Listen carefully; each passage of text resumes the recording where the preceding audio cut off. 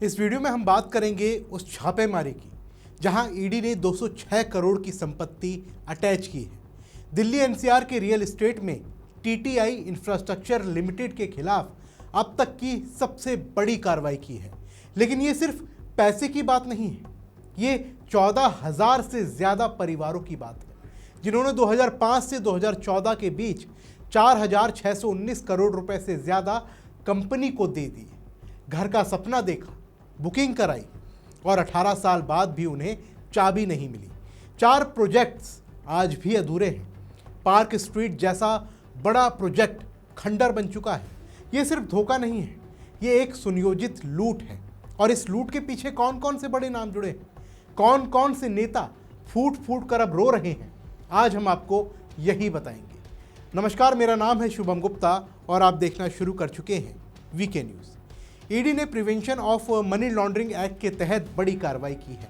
हरियाणा के सोनीपत और कमसपुर में 8.3 एकड़ ज़मीन कमर्शियल यूनिट्स कुल मिलाकर 60 करोड़ से ज़्यादा की संपत्ति ईडी द्वारा अटैच की गई है। लेकिन आपको बता दें कि ये ईडी की दूसरी सबसे बड़ी कार्रवाई है। इससे पहले भी 45 करोड़ अटैच हो चुके हैं। अब provisional attachment order PMLA court में जाएगा और जांच में जो सामने आया वो चौंकाने वाला है। बता दें कि कंपनी ने 23 प्रोजेक्ट लॉन्च किए जिसमें 14,105 ग्राहकों से 4,619 करोड़ से ज़्यादा वसूले गए। लेकिन सवाल ये है कि ये पैसा गया कहाँ? नियम था कि होम बायर्स का पैसा उसी प्रोजेक्ट्स में लगेगा, लेकिन कंपनी ने पैसा सब्सिडियरी और ज़मीन मालिक कंपनियों को एडवांस के नाम पर ट्रांसफ़र कर दिए, पुराने लोन चुकाए, फंड डाइवर्ट किया, जिससे प्रोजेक्ट लटक गए। खरीदार इंतज़ार करते रहे, कई तो आज भी अधूरे घरों के सपने देख रहे हैं। दिल्ली पुलिस की ईओडब्ल्यू ने 26 एफआईआर दर्ज की, 14,000 से ज़्यादा शिकायतें दी गई। ईडी ने मनी लॉन्ड्रिंग टेल पकड़ा और अब संपत्ति अटैच कर ली गई है। देखिए, ये सिर्फ रियल एस्टेट का घोटाला नहीं है, ये उन परिवारों का दर्द है जो मध्यम वर्ग से हैं, जिन्होंने एफडी तोड़ी, लोन लिया, बच्चों की पढ़ाई छोड़कर घर का सपना देखा और बदले में उन्हें क्या मिला?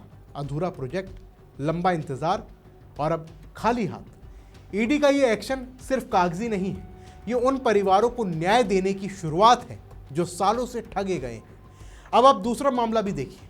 आंध्र प्रदेश में शराब घोटाला हुआ है। ईडी ने 441 करोड़ से ज़्यादा की संपत्ति अटैच की। बैंक बैलेंस, फिक्स डिपॉजिट, ज़मीन, अचल संपत्तियां और मुख्य आरोपी हैं केसी रेड्डी, राजशेखर रेड्डी और उनके परिवार और कंपनियां।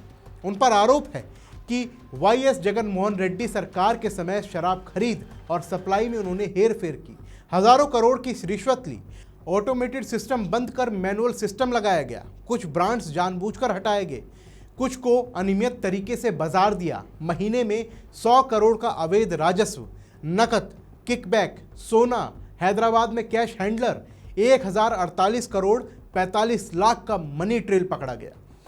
वाईएसआर कांग्रेस कहती है कि ये आरोप बेबुनियाद है, लेकिन ईडी कहती है कि ये साजिश है, राजनीतिक प्रभाव का दुरुपयोग है, ये एक सिंडिकेट है और इस घोटाले से राज्य को 3,500 से 4,000 करोड़ का नुकसान हुआ है। अब सवाल उठता है कि जब ईडी एक्शन लेती है तो कुछ नेता फूट फूट कर रोते हैं, हाथ जोड़कर गिड़गिड़ाते हैं, लेकिन क्या उनके आंसू सच्चे हैं या सिर्फ पकड़े जाने का डर है? हरियाणा में कांग्रेस नेता के घर छापा पड़ा तो वो आंसू बहाने लगे, लेकिन ईडी ने जो काला चिट्ठा खोला है वो इन आंसुओं को झूठा साबित कर रहा है। ये सिर्फ छापेमारी नहीं है, ये उस व्यवस्था की शुरुआत है जहां आम आदमी का पैसा लूटने वाले अब बच नहीं पाएंगे। 14,000 परिवारों की कमाई, अधूरे घर, अधूरे सपने और दूसरी तरफ शराब घोटाले में हज़ारों करोड़ की लूट।